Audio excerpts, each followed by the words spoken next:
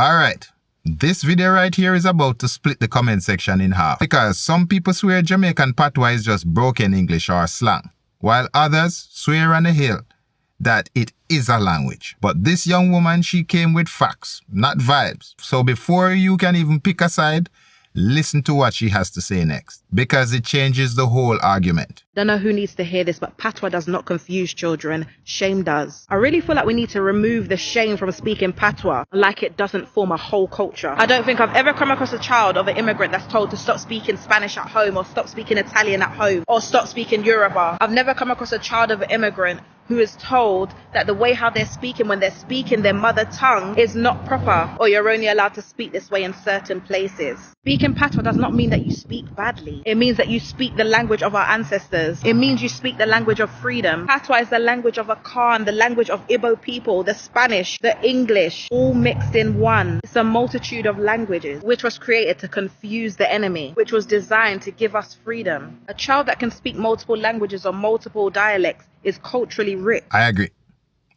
A child that can speak multiple languages is culturally rich.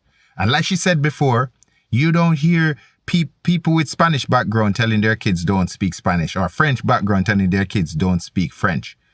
But for some reason, many of us Jamaicans, some of us I should say, do this for our kids and tell them not to speak this language. And this thing comes from deep down in history, when we were told not to speak this way because the slave master wanted to understand everything that we were saying. And we have taken this thing forward into the 21st century. And it blows my mind sometimes. But let's talk. Let's hear more of what she has to say.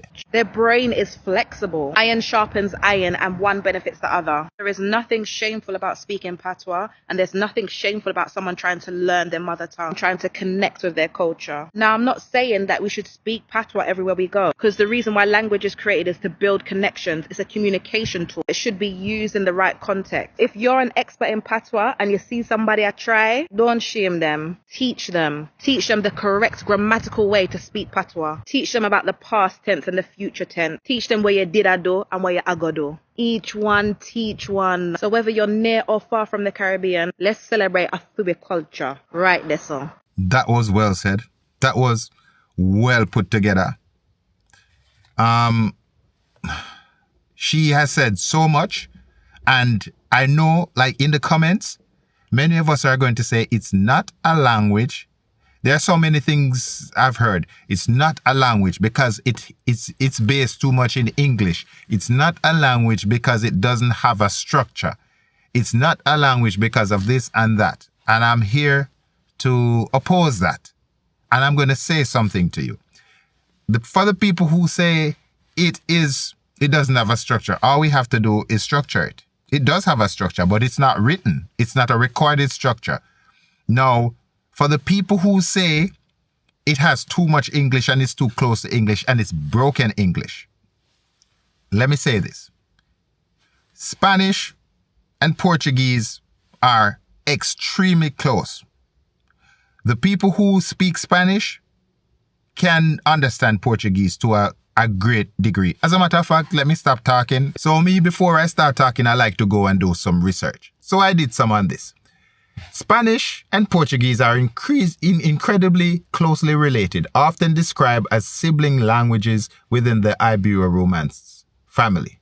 They share a common ancestry, I won't go into, we'll skip that out.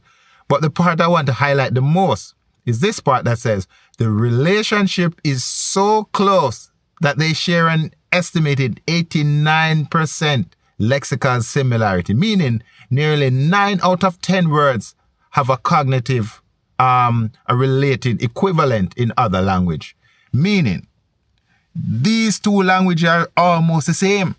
I remember meeting this Spanish person. I was working with this Spanish person and this Portuguese person, and they spoke to each other in their individual languages, and they understood fully what was said. I'm saying this to say, if you're saying that patois is too closely related to English, so it cannot be a language, that makes no sense. I think it is not deemed as a language because the people, the slavers, the slave owners at the time did not want it to be a language.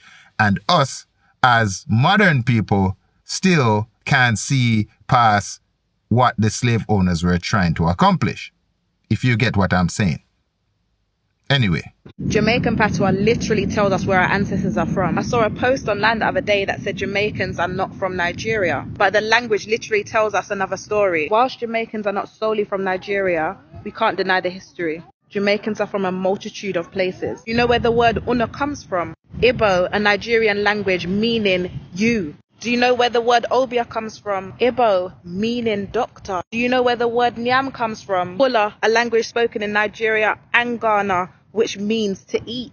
Juk comes from Fula too, and it means to poke. Kaba kaba is used in Akan and in Yoruba, and it means inferior. Aki derives from Akan spoken in Ghana, meaning cashew fruit.